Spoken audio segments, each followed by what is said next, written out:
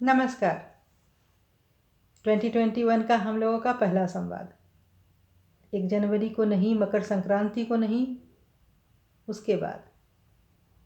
जी हाँ, इसकी एक वजह है। मैंने पहले भी कहा है कि कुछ भी मैं कैसे भी आके ज्योतिष के बारे में नहीं बोलूँगी। कुछ चीज़ों को जब मैं कुछ स्वयं ही अनुभूत कर लूँगी, अनुभव में ले आऊँगी, तो आप सभी के साथ समय समय पर आकर साझा करूँगी।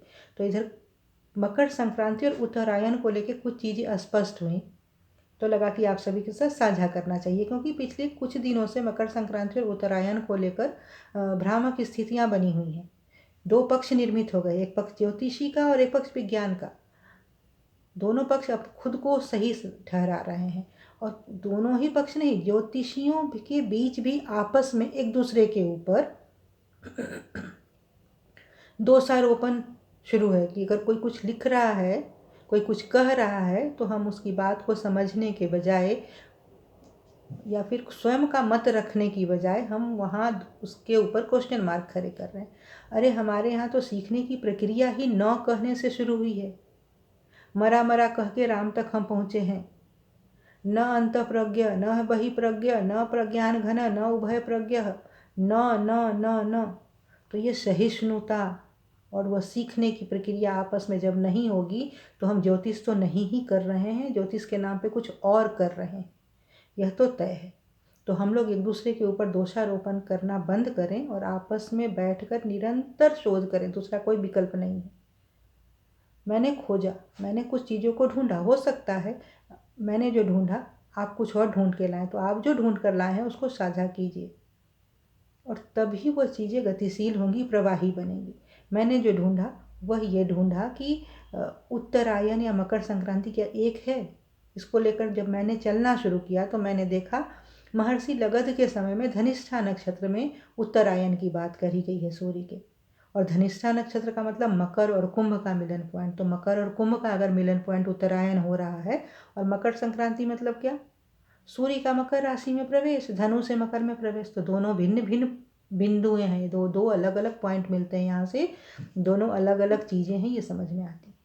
बराह मिहिर के समय में आते आते वो धनिष्ठा से उत्तराषाढ़ नक्षत्र में इसकी चर्चा है, उत्तरायण की। और जब महाभारत में संकेत मिलता है, भीष्म जब अपना शरीर त्याग उत्तरायण की प्रतीक्षा करते हैं, माघ मास की वहाँ चर्चा है। तो माघ मास का सीधा मतलब है कि वो मकर संक्रांति तो नहीं ही है। वहाँ से भी एक स्पष्ट संकेत मिलता है कि दोनों भिन्न भिन्न चीज़ें हैं। तो अगर दोनों भिन्न हैं, तो कैसे भिन्न है और एक क्यों हुए? तो वही जो इसका पीछे वो आप देख रहे हैं कि एक बार धनिष्ठा में, फिर वो माघ मास की चर्चा है उस समय, फिर उत्तर आषाढ़ में, और अभी मूल में यह पीछे खिसकता जा रहा है उत्तरायण। तो अब हर 72 वर्षों में एक दिन का इसका पीछे का खिसकन हो रहा है।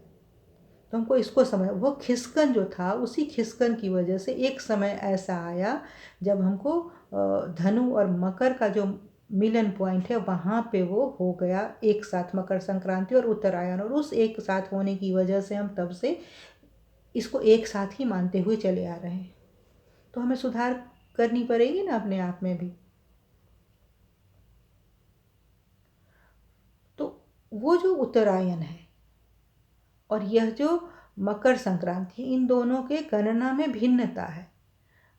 ज्योतिष को समझना है तो ज्योतिष, मैंने पहले भी कहा है कि एकांगी होकर बात नहीं करता। जिस प्रकार हमारा जीवन एक बिंदु पर समायोजित नहीं होता है, टिका नहीं होता है, बहुत सारी बिंदुएं मिलकर इसका समायोजन करती हैं, उसी तरह ज्योतिष है, बहुत सारे आयामों को लेकर चलता है यह, और उनका अध्ययन करने के बाद ही संपूर्णता और समग्रता में फलादेश की चर्चा करता है या आदेश देता है। तो यह जो गणना है, यहाँ दो तरह की गणना है, एक सायन और एक निरायन। और इस सायन का मतलब कि जो ग्रह नक्षत्र जहाँ जिस अवस्था में उनको वैसे ही मानकर उनकी गणना कर लेना। और निरायन में हम एक पॉइंट को फिक्स्ड कर देते हैं, एक नियत पॉइंट ले लेते हैं, हम वहाँ से गणना प्रारंभ करते हैं। और यह सायन और निरायन, इन दोनों के बीच का जो एंगुलर, ये जो कोणीय स्थिति बनती है इन दोनों के बीच की, वह आयनांश कहलाता है। इस आयनांश पर काम किए जाने की ज़रूरत है। बहुत सारे आयनांश है, लाहिड़ी आयनांश, चित्रपक्ष आयनांश, रमन आयनांश, मंजुल आयनांश, बहुत सारे, इसके अलावा बहुत सारे। मेरा अभी उस पर काम चल रहा है, मेरा शोध चल रहा है। जिस दिन कुछ ही किसी स्थान पे मैं पहुंचूंगी, कुछ अनुभूत करूंगी, चीज़ों को आप सबके साथ साझा करूंगी। क्योंकि अगर आयनांश हमने गलत लिया तो हमारी पूरी की पूरी कुंडली गलत बनेगी, और कुंडली गलत बनने का मतलब फलादेश गलत होना। हम बहुत बार करते हैं कि हम लगन बदल देते हैं कि ये लगन नहीं होगा, इसका ये लगन होगा, ये समय नहीं, इसका लगन की डिग्री ये करो, ये इसकी ये वर्ग बदलो। वो इस वजह से भी होता है कि हमने गलत आयनांश ही उसका ही प्रयोग कर रखा है।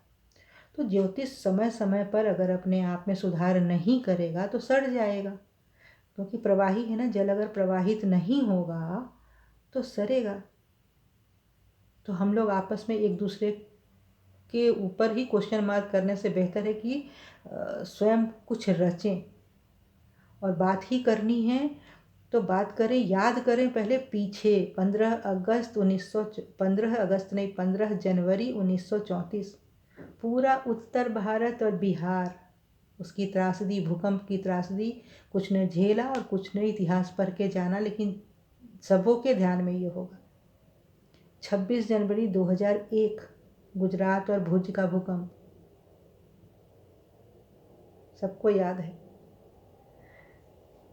और ग्रहों का जो संचार अभी हो रहा है मकर राशि से, अविभाजित भारत की जो उसका जो लगन है वो मकर रहा है, और आज़ाद देश की कुंडली जब हम बनाते हैं उसका जो लगन लेते हैं तो वृषभ लेते हैं, जहाँ राहु का संचार हो रहा है। और ग्रहों का जो संचार 22 जनवरी से 15 फरवरी के बीच होगा, वो बहुत बड़े प्राकृतिक असंतुलन की भूमिका तैयार कर रहा है। इस पर शोध किया जाना है बैठकर, कि इस पर हम बैठकर शोध करें, न कि एक दूसरे के ऊपर जाके दोषारोपण करें और खुद की श्रेष्ठता सिद्ध करने का प्रयास करें। फिर तो हम ज्योतिष नहीं ही कर रहे हैं, 100% हम कुछ और कर रहे हैं। काम किया जाना है तो अभी बैठकर देखे जाने की ज़रूरत है।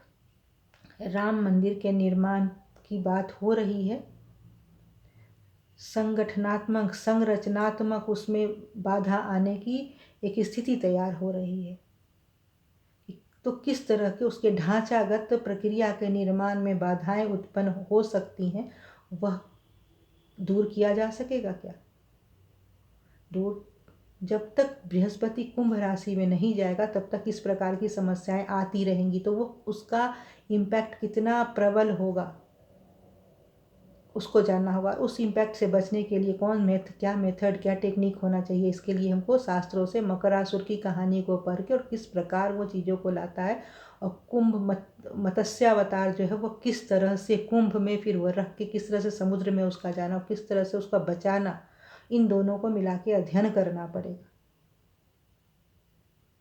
एक और महत्वपूर्ण संकेत जो मिल रहा है मौसम और प्रकृति का, तो वो बारिश, हिमपात, हिमस्खलन उसका मिल रहा है, प्रकृति के असंतुलित होने का मिल रहा है, संरचनात्मक ढांचा राम मंदिर निर्माण को लेके, और दूसरी जगहों के भी देश के संरचनात्मक ढांचे पर प्रहार की स्थिति तैयार हो रही है। उसमें विघटनकारी तत्व, हिंसक तत्व, अराजक तत्व सक्रिय हो सकते।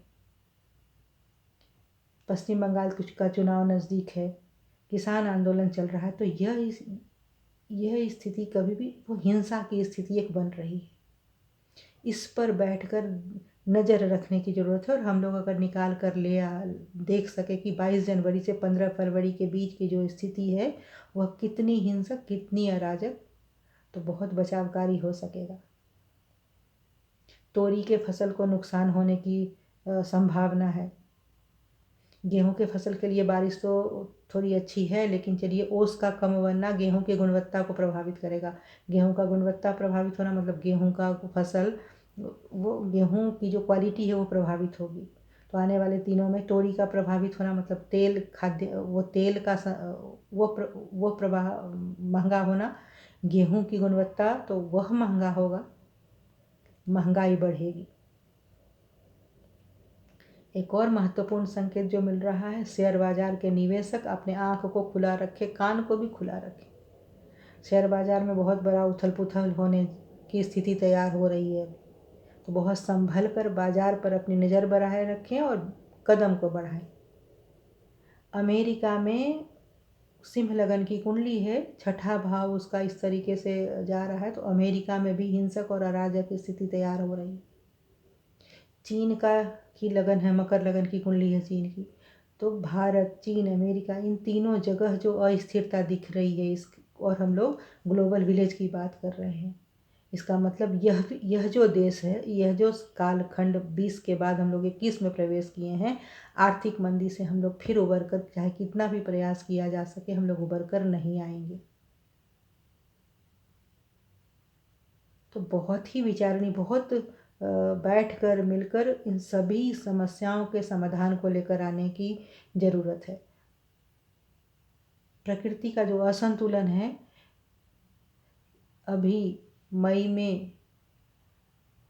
जून, अक्टूबर, नवंबर, ये लगातार प्रकृति का जो असंतुलन दिख रहा है, मौसम का जो बहुत ज़्यादा करवट बदलना दिख रहा है, यह किस प्रकार प्रभावित करेगा हमारे खाद्यान्न को, हमारे कृषि को। हमारे कृषक भाई के लिए अच्छा साल यह नहीं है फसल को लेकर।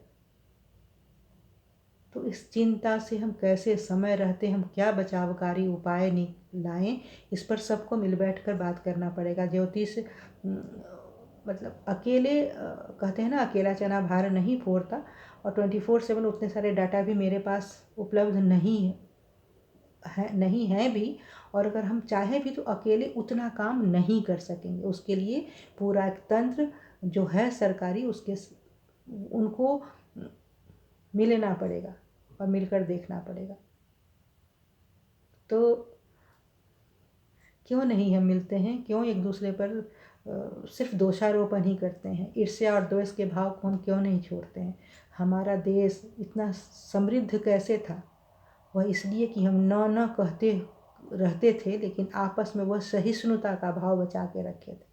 तो आइए ना, इस साल में हम लोग उसी सहिष्णु भाव से वही सहिष्णु बने और उस भाव को जगाएं अपने भीतर, एक दूसरे के साथ साझा करें, कुछ रचें और देश के लिए कुछ सकारात्मक निकाल के लाएं। क्योंकि देश एक ऐतिहासिक मोड़ पर खड़ा है और संपूर्ण विश्व हमें पिपासु दृष्टि से देख रहा है, क्योंकि संपूर्ण विश्व को जोड़ने की कला हमारे ही पास है और